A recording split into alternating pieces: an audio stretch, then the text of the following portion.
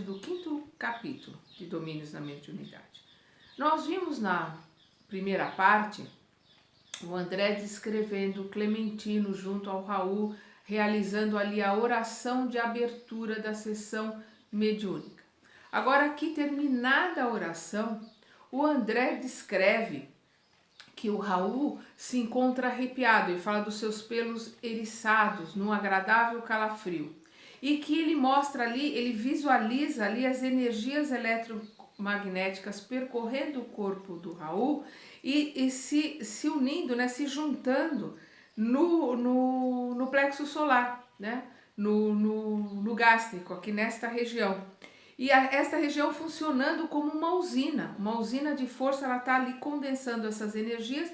Essas energias caminham para o cérebro do Raul e aí no cérebro do Raul elas emitem como luz, elas iluminam o cérebro do Raul. Aí nós vemos que o Aulus, que está ali do lado dele, vem ao seu encontro explicando o que está acontecendo. Vamos lembrar que o Aulus está ali dando as explicações para o André. Na primeira parte eu falei do Clarencio, me enganei, é o Aulus também que está ali na primeira parte, dando explicações para o André e para o Hilário. Vamos ver o Aulus falando aqui.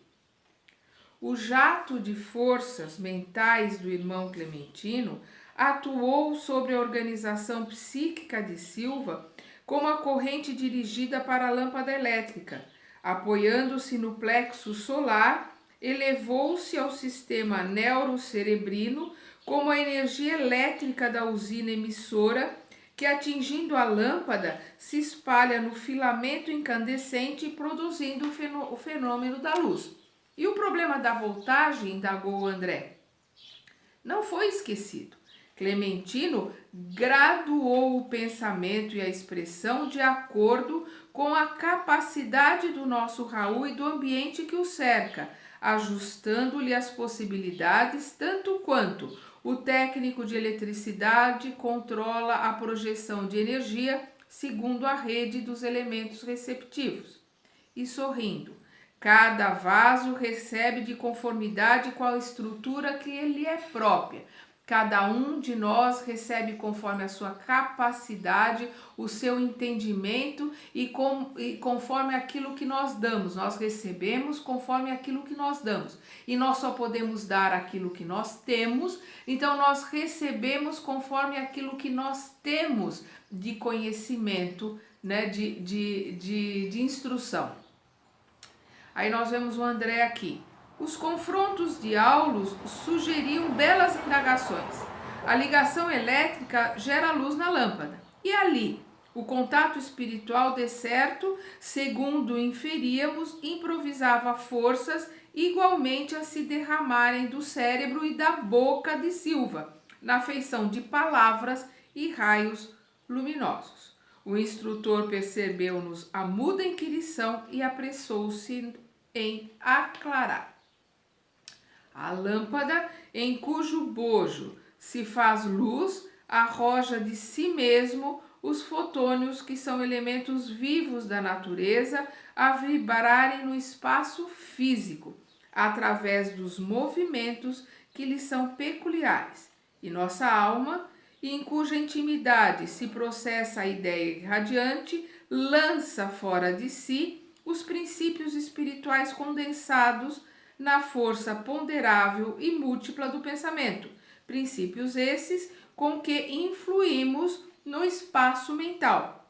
Os mundos atuam uns sobre os outros pelas irradiações que despedem e as almas influenciam-se mutuamente por intermédio dos agentes mentais que produzem. Então, da mesma forma que a lâmpada ilumina conforme a sua capacidade de radiação, e o que determina essa capacidade são os seus filamentos, nós também recebemos conforme a nossa capacidade e irradiamos conforme a nossa capacidade. Por isso que é tão importante se manter estudando, se manter se aprimorando, se manter buscando conhecimento, se manter na nossa reforma íntima, no orar e vigiar às 24 horas do dia, para que possamos aumentar a nossa capacidade, para que possamos receber mais do plano espiritual e para que tenhamos o direito de ter espíritos mais elevados do plano espiritual nos assessorando, porque se nós estagnamos, se nós ficamos parados, né, dentro daquele conhecimento que já temos e isso basta, para o plano espiritual a parada, a acomodação é a coisa mais terrível que tem, eles se afastam, nós vamos ficar ali dependendo daquilo que nós temos e se não mantivermos a vigilância e a nossa reforma íntima, podemos ser vítimas de espíritos até menos esclarecidos, se fingindo, se passando por espíritos melhores. Então nós temos que manter a nossa vigilância, temos que manter a nossa reforma íntima e a busca do conhecimento. Aí nós vemos aqui, o Aulus continua a explicar para eles. Assim como possuímos na Terra valiosas observações alusivas à química da matéria densa, relacionando-lhes as unidades atômicas, o campo da mente oferecia largas ensanchas ao estudo de suas combinações. Pensamentos de crueldade, revolta, tristeza, amor, compreensão, esperança ou alegria teriam natureza diferenciada, com característicos e pesos próprios, adensando a alma ou sutilizando-a. Adensando a alma, ou seja, fazendo com que a alma fique mais pesada nos pensamentos, né, tristes, nos pensamentos de raiva, ou nos pensamentos elevados na prece e na oração, sutilizando-a, além de lhe definirem as qualidades magnéticas. Nós somos aquilo que pensamos, sentimos, falamos, né, plasmamos à nossa volta. A onda mental possuiria determinados coeficientes de força na concentração silenciosa no verbo exteriorizado ou na palavra escrita. Compreendia desse modo mais uma vez e sem qualquer obscuridade que somos naturalmente vítimas ou beneficiários de nossas próprias criações, segundo as correntes mentais que projetamos, escravizando-nos a compromissos com a retaguarda de nossas experiências ou libertando-nos para a vanguarda do progresso, conforme nossas deliberações e atividades em harmonia ou em desarmonia com as leis eternas. Somos nós que escolhemos o nosso caminho. Aí nós vemos aqui o Aulus colocando para ele. Repararam na comunhão entre Clementino e Silva no momento da prece? E ante a nossa expectação de aprendizes, continuou. Vimos aqui o fenômeno da perfeita assimilação de correntes mentais que preside habitualmente a quase todos os fatos mediúnicos. Para a clareza de raciocínio, comparemos a organização de Silva, nosso companheiro encarnado, a um aparelho receptor, quais os que conhecemos na Terra nos domínios da radiofonia. A emissão mental de Clementino, condensando-lhe o pensamento e a vontade, envolve Raul Silva em profusão de raios que lhe alcançam o campo interior, primeiramente pelos poros, que são miríades de antenas sobre as quais essa emissão adquire o aspecto de impressões fracas e indecisas. Vamos lembrar que o André descreveu, né, o Raul Silva todo arrepiado. Essas impressões apoiam-se nos centros do corpo espiritual, que funcionam à guisa de condensadores. Atingem de imediato os cabos do sistema nervoso, a desempenhar o papel de preciosas bobinas de indução, acumulando-se aí num átimo e reconstituindo-se automaticamente no cérebro, onde possuímos centenas de centros motores, semelhante a milagroso teclado de eletroímãs ligados uns aos outros e em cujos fulcros dinâmicos se processam as ações e as reações mentais que determinam vibrações criativas através do pensamento ou da palavra, considerando-se o encéfalo como poderosa estação emissora e receptora, e a boca por valioso alto-falante. Tais estímulos se expressam ainda pelo mecanismo das mãos e dos pés ou pelas impressões dos sentidos e dos órgãos que trabalham na feição de guindastes e condutores, transformadores e analistas sob o comando direto da mente. Aí o André coloca que a elucidação não podia ser mais simples. Então ele descreve aqui que o corpo do Silva age como um radioreceptor, né?